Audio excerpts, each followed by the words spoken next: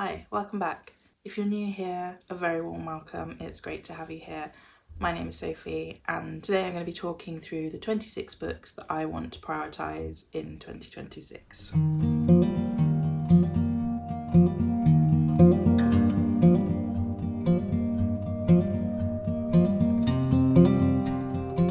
So I have set myself this kind of challenge before with varying degrees of success, but for 2025 I actually forgot that I'd written a list, so that has been a disaster. We haven't completed that. I did read about 10 books in the end, I think, of that, but it's too late to save that now, so we're just going to forget about it and focus on 2026. So I've tried to give myself a wide variety of books in this list. So some authors that I love, some authors that are new to me, a variety of genres. So we have some fantasy, some mythology, some contemporary romance. And then I've also chosen some books that I've had on my TBR for a while. There's also some books that I recently acquired, so it's a big variety of books. I also just want to preface this by saying that I read a lot of books in a year, so I tend to read between 80 to 100 books per year. So 26 books is actually very manageable for me. But if you don't read 26 books in a year, that's totally fine. You're still a reader, even if you just read one. Even if you just read a few pages in a year, you're still a reader. And I just really like to do this to challenge myself and to try and prioritise books that are on my TBR. So let's get started. Up first, we have We Do Not Part by Han Kang. Now, Han Kang is author of The Vegetarian, which I loved, and she's also a winner of the Nobel Prize in Literature. I've read quite a lot of her books. They are all translated from Korean into English, but I do enjoy the books that I've read from her. I don't actually know what this one was about. I was supposed to read this when I got it, but I didn't get around to it. But as I loved her work in the past, I wanted to read this. And I also got this beautiful Korean writing on the sprayed edge, which I love. So I'm really looking forward to this. Let's see if I can get a little bit more information about it. So it says it takes us on a journey from contemporary South Korea into its painful history. So yeah, that sounds really interesting. I'm always interested to find out about what happened in history in different countries, so I'm looking forward to this. Next up, we have Aphrodite by Roberson. So this is a mythology retelling, and we are focusing on Aphrodite. So that's all I know about this book. This author did also write Herc, which I also have on my TBR but haven't read yet, but I love me a mythology retelling, so I am excited to read more about Aphrodite's story. Then I have another mythology retelling, which is called Lies We Sing to the Sea, and this is by Sarah Underwood. So this has been on my TBR for a while now. It was a Illumicrate monthly book, and I'm not too sure about who it's focusing on, but I believe it's a Sapphic retelling, and I think it is either the Iliad or the Odyssey retelling, so I'm really interested to pick this one up. And then we have The Isle in the Silver Sea by Tasha Suri. So this is a very recent addition to my TBR. It was a recent Illumicrate pick from the last couple of months, and all I know about this is it's a Sapphic novel and it's a retelling of kind of medieval folklore, so that one sounds great. Then I have Mistress of Bones by Maria Z. Medina, and this was a Lot Library book and it did pique my interest. It looks like something that I would like to read. This is a dark fantasy, it has some necromancy, and I think Death himself is a character, so it really does look like the kind of book that I would enjoy. Then we have some books that were actually on my November TBR for this year, but I never got round to, but I am very excited to read them. So I wanted to put them in this list so I can prioritise them. So we have All the Dead Lie Down by Kyrie and McCauley. So this follows the story of Marin, who has tragically lost her family, but then she gets contacted by a horror novelist who wants her to become a nanny to her children, and the children are very strange. One of them seems to be similar to the character of Wednesday, and she buries dolls in the garden. I haven't read anything by this author before, but the synopsis was really interesting to me, so I'm looking forward to that. Then next we have Katabasis by R.F. Kuang. I have to say I'm a little bit intimidated by this book based on Babel, with all the footnotes that book contained and the very hard-hitting deep themes that we went into. But this, I think, is sort of a retelling of Dante's Inferno. So a lot of people have been talking about this book. It is very hyped. So I I'm still really interested to read this. I do feel like I'm missing out on this one. A lot of people are talking about it, so I'm very interested to get to that as soon as possible. And it has this little cat on the cover with books, so cats and books, love it. So next up is a book that a lot of people on BookTok and Bookstagram have been talking about, and this is Bury Our Bones in the Midnight Soil by V. Schwab. I was really sad not to be able to prioritise this in my spooky TBR, but I had a lot of other books that I wanted to read, and this one is quite chunky, so I didn't make the time for it. I believe this book follows the story of 3 different women in different periods of time, and I think they are all vampires, and it tells about a story of how they came to be vampires and their life. But I have read a few books by V. Schwab before, so The Invisible Life of Addie LaRue and Gallant, and I did enjoy those, so I am excited to read this. I have heard some kind of mixed reviews online, but I think it is something that I will enjoy. So next we have a dark academia, I think is also fantasy, and this is Immortal Consequences by Ivy Marie. So this is one of the Fairy Loot books from 2025, and I actually don't know a great deal about the synopsis, so I'll probably just wait until I read that to see what it's about, but I do know it is dark academia. There are fantasy elements in it as well, and on the back it says 6 rivals, 1 victor, eternity is only the beginning. So yeah, that piqued my interest. So then we have 2 books by one of my favourite authors, and I cannot understand why I have not read them yet, why they're still on my TBR. And the author is Taylor Jenkins Reid, so I'm pretty sure she puts narcotics into all of her books, and that's why we're still reading along. Sorry, bad Taylor Swift joke. But we have Forever Interrupted and After I Do. So these 2 books were written before Taylor Jenkins Reid's success with Daisy Jones and the Six, and also The 7 Husbands of Evelyn Hugo, so they are her earlier work. I think I've been also putting them off because I think they are going to emotionally break me, so I tend to rate Taylor Jenkins Reid's books as 5-star reads. They're always so very good, but she is so good at tearing at your heartstrings, at writing terrible losses and devastation, and I also end up in tears at various points during various of her novels. So these I think are also going to be especially hard hitting, as this one is about a newly married couple and the husband dies in a car accident and the wife ends up at the hospital meeting the in-laws who know nothing about her. So I think that is going to be a tearjerker. And then this one is about a married couple who decide to take a break away from each other for a year. So I think I really do need to prioritise these this year because I want to get up to date with Taylor Jenkins Reid books. Then we have the most recent Fairy Loot YA book, and this is 7 Deadly Thorns by Amber Hamilton, and this is one that I immediately am really interested to read. And if you want to see me unbox this with all of the overlays, then do check out my unboxing video. I think this might be romantasy, but it's about Viola who has shadow magic. She's hidden her shadow magic for all of her life. Magic in the kingdom is forbidden, but the queen finds out that she has magic, so sends an assassin to kill her. And the assassin, Rose, is given a cursed tattoo, so 7 thorns on his arm for all of the days that he has to catch Viola, and if he fails on his mission he will be the one to die. This is giving me Snow White vibes, also seems similar to Powerless by Lauren Roberts, and very much kind of on trend fantasy for the moment, and I am here for it. Next up, I have a book that has been on my TBR for a very long time now, and this is Devotion by Hannah Kent. So Hannah Kent is also the author of Burial Rites, which I've read and really enjoyed, and that was set in Iceland. This is a historical novel set in 1836 in Prussia, and we're following the character of Hannah, who finds it very difficult to make friends until one day she meets Thea and they become friends. So in Thea, Hannah finds a kindred spirit and she finally finds acceptance. So Hannah's family are old Lutherans and they do their worship in secret as they are a community that is under threat. but they do eventually get safe passage to Australia, and then they don't have to be so secretive about their worship and who they are. And it says here that it's a promise of freedom that will have devastating consequences for Hannah and Thea. But on that long and brutal journey, their bond proves too strong for even nature to break.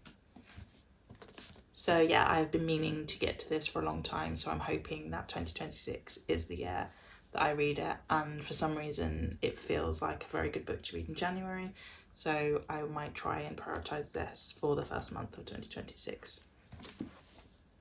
And then we have a memoir which I am really excited to read, and this is Margaret Atwood's Book of Lives, a memoir of sorts. So it feels like I have been waiting for Atwood to release a memoir for forever.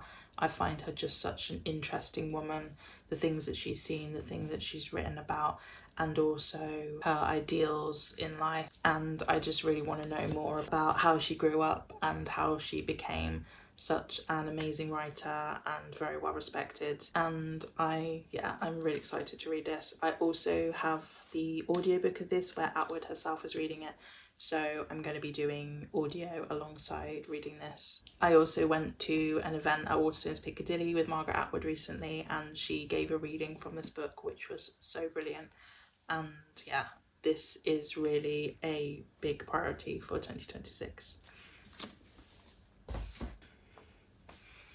And then another mythology, although this is various different mythologies from around the world. So this is Goddess with 1,000 Faces by Jasmine, Elmer, and this is something that I've been wanting to read for a while as well. I just haven't managed to get around to it, I haven't managed to prioritise it, but it has chapters on different goddesses. So it talks about their history and all about them. So we have Freya, Artemis, Rangda, Inanna, Kali, Mawalisa, Sedna, Hina Nutipote, Hutaka, Isis, and then she kind of brings together her final thoughts on all of these different goddesses. So I think I will really enjoy this as a lover of mythology from more feminist perspectives. So it says, wild, dark and divine goddesses of our ancient past. So this will take the reader on a kind of historical journey throughout these different goddesses. So I can't wait to read this, and also I think this cover is just beautiful. She is stunning. Again, this is another high priority for 2026.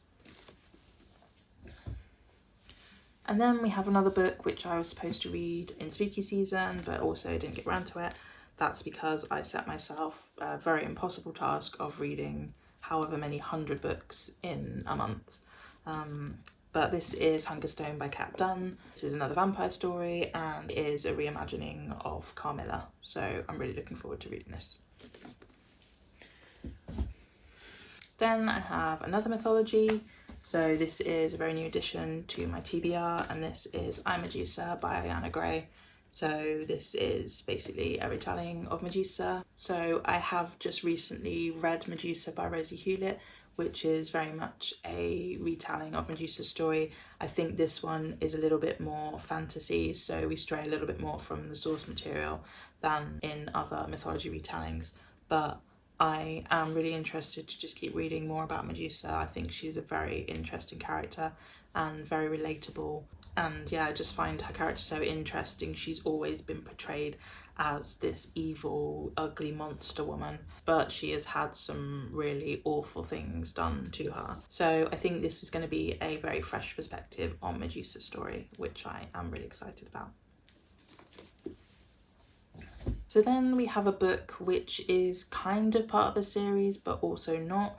So this is The Girl in the Eagle's Talons, and this is by Karen Smirnoff. So this is part of the Millennium universe, so The Girl with the Dragon Tattoo, and the original trilogy was by Stieg Larsson, and that was one of my favourite series. I love Swedish literature, but he sadly died before he could write any more novels in this series.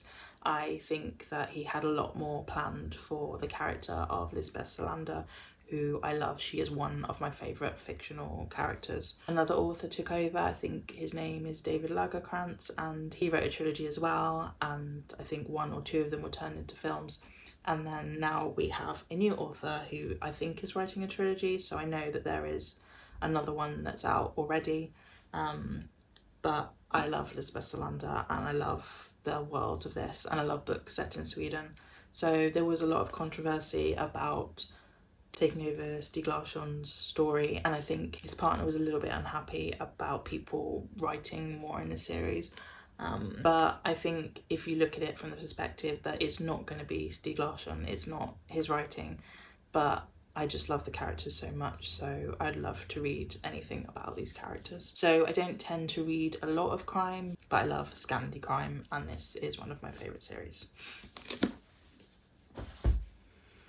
And then we have They Own the Night by Amy McCauley. So this is a retelling of Dracula from the author of Mina and the Undead series. Again, I'd hoped to read this in spooky season, but didn't manage to. But I did get to meet Amy McCauley at Yelk and had a good chat to her about my love of the Mina and the Undead series. So I do really want to read this one. Then we have the first book in a series, a fantasy series. I'm not sure how many books they're going to be. I'm assuming that it's a trilogy, but I do have books 1 and 2, but books 1 is Songlight by Moira Buffini, who I actually also met at Yelk. And I'm really excited to read this one. So this is a fantasy series about the power of Songlight, which is where people can communicate telepathically with each other. And it is a crime to have this sixth sense, and anyone found to have it is persecuted. So we follow the character of Lark, who has this power of Songlight, and she meets somebody else who also has this power. So it says on the back, the world is at war, those with Songlight are pawns in a dangerous game of politics. Friends, neighbours, family are quick to turn on each other. When power is everything, how will they survive? And I did start this at the start of this year, but so much else was going on that I decided to put it down and come back to it when I was in a better headspace. So I'm hoping that I will get to this in 2026, and then I will probably try and read the second book straight after, so everything is fresh in my mind. And then we have a book that I was kind of gifted by Penguin, and this is The Healing Season of Pottery by Yeon So-min. So again, this is a translation from the Korean, and this just seems to be very cozy. We follow a woman who is burnt out in her job, and she ends up stumbling on this pottery shop, and she discovers that while making pottery, her mind opens and she becomes a lot calmer. I think it's one of those finding yourself novels. So it seems like the perfect read for January, I think. Then I have a romantasy, which is Shield of Sparrows by Devaney Perry. This one has also been quite popular on Book Talk and Bookstagram, and it is a chunky book. Let's see how many pages it actually is. Yeah, 636 pages, so quite a large book.